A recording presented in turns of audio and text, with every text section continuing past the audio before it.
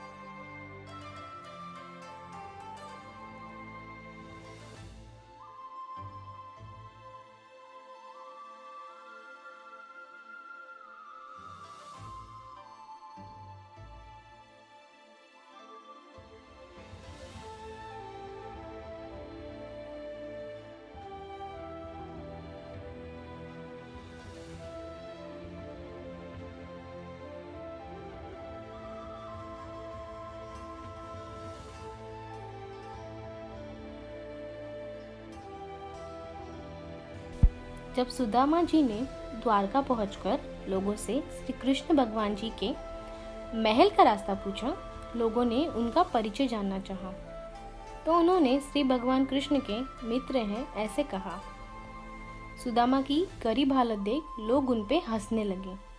सुदामा के तन पर फटे हुए वस्त्र और पैरों में चप्पल भी नहीं थी। वे जैसे तैसे भगवान कृष्ण के महल तक पहुंचे तो द्वारपालों ने उनसे पूछताछ करना शुरू किया।